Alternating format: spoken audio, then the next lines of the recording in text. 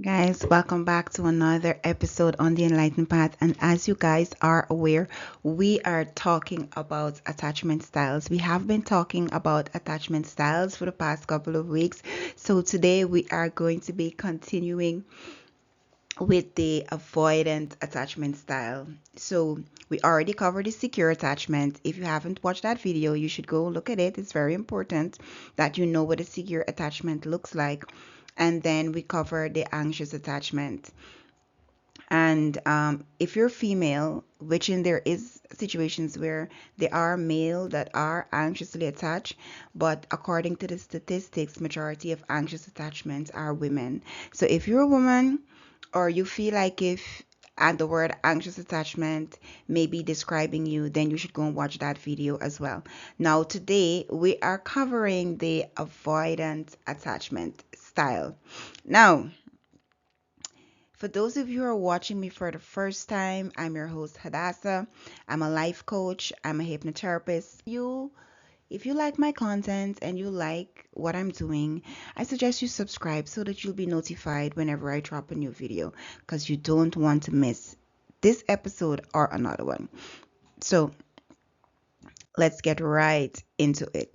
Now, the big question is, what is the avoidant dismissive attachment style? Now, the avoidant dismissive attachment style is basically the attachment style that someone has when they are very, very, as the word suggests, dismissive and avoidant. These persons avoid conflict, they avoid confrontation, and also they avoid dealing with themselves. They avoid having to even deal with their feelings. So to prevent all of that, to them, they see it as let me be by myself. And let's look at it a little deeper, right? They really enjoy emotional distance. Like it makes sense to them to be emotionally distant from people because apart from the fact that that is how they were brought up, right? As we know, the attachment was created from childhood. So apart from that, right, we as an adult, they don't really like to be too emotionally attached to people. They love their independence, and whenever the need arises for them to express themselves in an emotional way, they put that aside completely. They don't want to deal with any emotional things and so on. Primarily, what we can say about this attachment style that it shows up, they don't want to rely on anybody. They feel like they have to rely on themselves.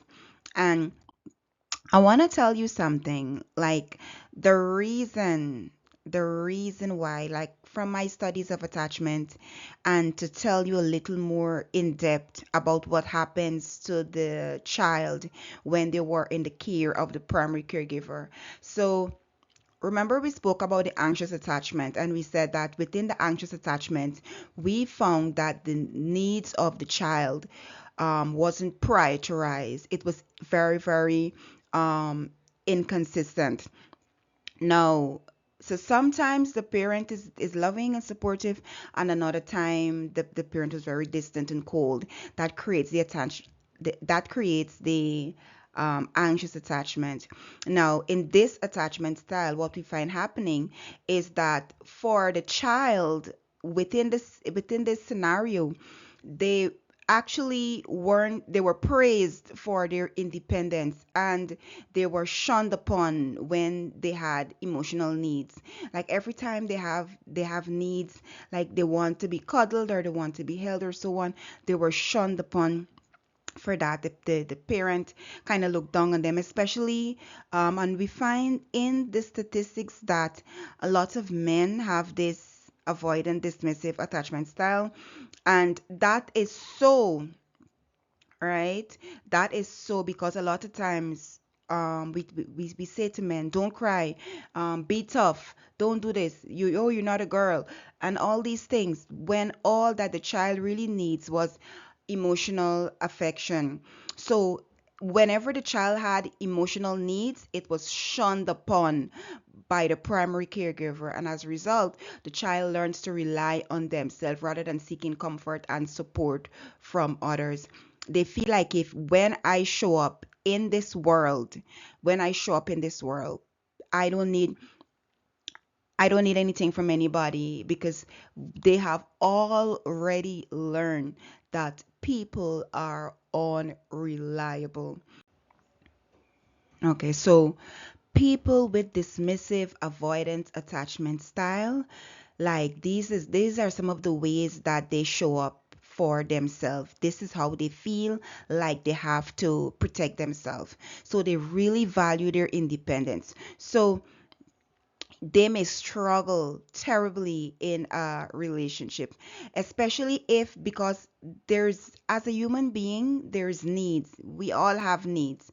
So whether they are understanding of the fact that they have needs or not, when they are actually seeking out the needs, sometimes underlyingly, they don't even know that that is what they're doing. But when they see that the person that they're with, which is their partner, are not are not attentive to their needs, they tend to pull away and they want their freedom, because what it does is triggering them. It's triggering whatever it is that is was inside of them that wasn't nurtured, and because of that, there's a gap between intimacy. um they struggle to form those deep emotional connections. So they can form connections, but to an extent. The connections are not formed strongly and securely, because this individual who has this particular attachment style is always of the belief it's always of the belief that something is going to go wrong. This is not going to work out. Especially if the individual doesn't that they're dealing with doesn't have a secure attachment, and it's triggering their own personal need for affection. And there's also the aspect of emotional suppression. They often hide their true feelings. Like, it's so challenging to come out and say, sometimes it's hard to even say I love you, even when they feel like they love you. Anything that has to do with emotions, we find that these individuals, like, they fight themselves, they take a step back completely. It's something that they really don't want to address. And um, I just want to say one thing while we're on the topic.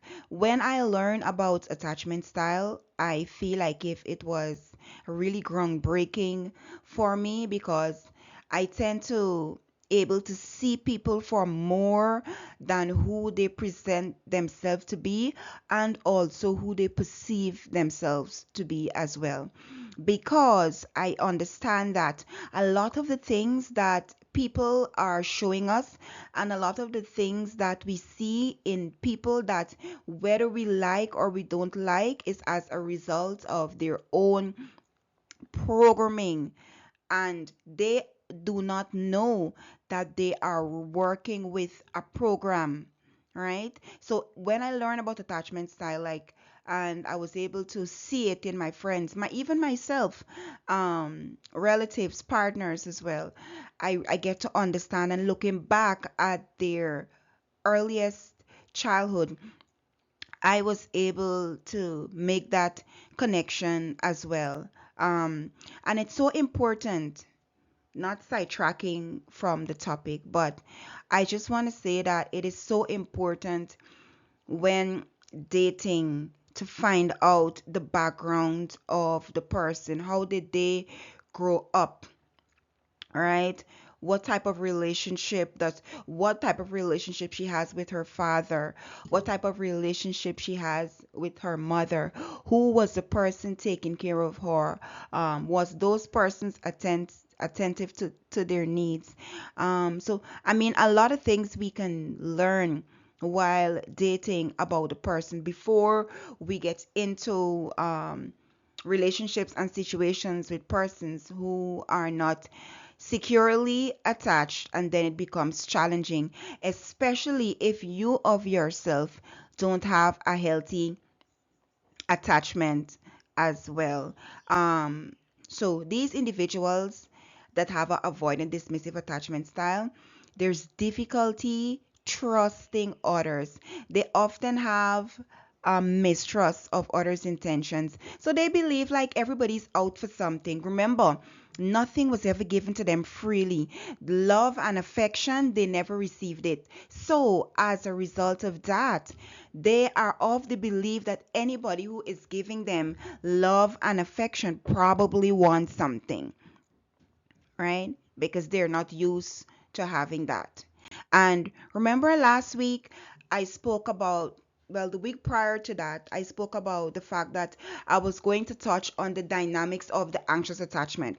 Remember, the anxious attachment person is always looking for love. In a sense, they want to feel love because they've had a taste of it, in a sense, right? Because remember what I said, the primary caregiver, they were inconsistent. They were giving and then they take it away. So they have a taste of love. So now they're looking for that affection, like they're seeking it out.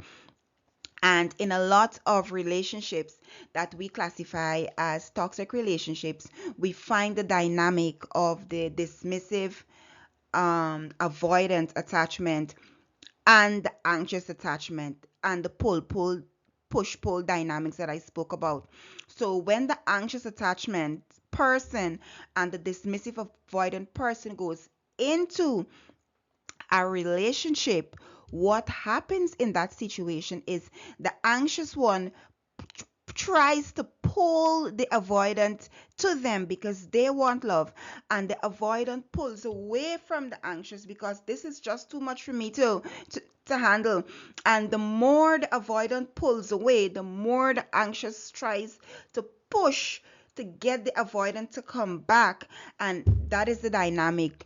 And a lot of relationships that I find from the clients that I've worked with that are dealing with relationship issues, these that is majority of it is within that dynamic. So I went and did a research, and that's where I found out about the fact that the anxious wants to be loved to the point where they want to make someone love them. This can come in so many forms. They can try to manipulate a situation. They can pretend to be something that they are not. Whatever is required for love, they would even put themselves down to gain that love. And to tell you the truth, the dismissive avoidant is attracted to that. They are on the outside, they're attracted to that. They like what they see. They feel like this is something good for them. But when they do get it, it feels like it is too much. And then is when they start to pull away. I don't know if I told you. I don't know. I can't remember if I said it earlier. I don't think I did. But it's called dismissive or avoidant. And some people refer to it as dismissive avoidance. So if you're doing the quiz and you see avoidant, it's the same as dismissive. And if you see dismissive, it is the same as the avoidant attachment style. Now, from the previous videos, you would have already learned that in the very first step, and this goes for all the other attachment styles as well, it's a repetitive pattern. The first step for you to become the first step for you to move to a more secure attachment is self-awareness. You have to become aware of yourself. I cannot emphasize how much people need to spend time with themselves to get to learn who they are. A friend of mine shared a video with me, and the woman was saying, she was saying, you want people to like you, but you don't even like you. What is it about you that you like? And I really felt that because we have to be self-aware. We must know ourselves. All right, we have to spend time to learn ourselves. So if you feel like if anything that I've said prior is making you feel like if, oh boy, I may have this attachment style, then you need to understand your attachment style and how it shows up in your relationship. Sometimes it's not about the other person. Mind you, they might have their own issues that they're dealing with, but a lot of times it's not always about them. Sometimes we have to really look inside and work on ourselves and see how are we contributing to a situation. All right, so we need to start working on recognizing those patterns of emotional distances and avoidance. When am I being emotionally distant? All right, these are some of the things you can find out. When my partner wants closeness and I'm upset with them and I take away um that closeness from them, how am I contributing? You have to start look at you and work on you, but the very first thing it has to come with is self-awareness. And you have to challenge yourself, because remember, earlier I was talking about your programming. So the programming that was embedded inside of you creates a belief system. So that is what you want to challenge. When you start to feel like if you are pulling away or you're becoming emotionally distant or avoidant, you have to question the underlying beliefs about relationships and independence. You have to also ask yourself, is this serving me? How is this? How is this benefiting me? Is it benefiting me in any way possible? Is it? Is it? You have to ask yourself. You have to do that. That is how you're able to move to a more secure attachment. And if it is not benefiting you, try your best to convince yourself that you need to come out of this thing, because if it's not serving you now, it will not serve you in the future. And also, to help you to move to a more secure attachment, you have to emotionally express yourself. So you want to always practice expressing your emotions. If you have emotions, sometimes they disappear and they want to give you the silent treatment. That is a sign of a dismissive avoidant person. Instead of communicating their needs, their boundaries, and the things that they of themselves would like to have, see, and be a part of, they take themselves away. So you want to practice that expression. You want to practice expressing your emotions in a healthy way, of course.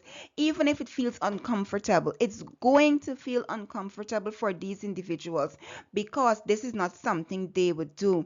They prefer to end a relationship completely than addressing the issues that they have at hand, or talking through how this thing made them feel. And you have to build trust. Develop trust in others gradually and cautiously. If you know that you have a problem trusting people like the dismissive avoidant do, you need to gradually go into things. Take your time. Spend time easing into a friendship, easing into a relationship, right? And you have to allow yourself to be vulnerable. That is the only way the relationship, the friendship, the partnership is going to work. You have to allow yourself to open up yourself enough so that um you can trust others, so that they of themselves can trust you. And lastly, I cannot emphasize this enough. Seek support. Consider therapy. Consider counseling. Consider somebody. Have a mentor. Somebody who can help you to work through your challenges and helping you to move to a more secure attachment. And I feel like these are just some of the tips um that I'm sharing, but I'm sure there's more. If this is your attachment style, I suggest you learn more about your attachment style. And I want to encourage you, if you like my content, please subscribe so that you can be notified every time there is a new video. If you feel like if you have a friend or your partner that has this attachment style, just share it with them. It may be helpful. So guys, once again, thank you for staying tuned. Thank you for joining. Thank you for watching this video to the end, and I'll definitely see you next week, where we will cover the final attachment style. Is a combination attachment style of the anxious and the dismissive. I'm your host, Hadassah. I'm a life coach and I'm a hypnotherapist, and I'm here to help you to stay on the enlightened path. See you next week.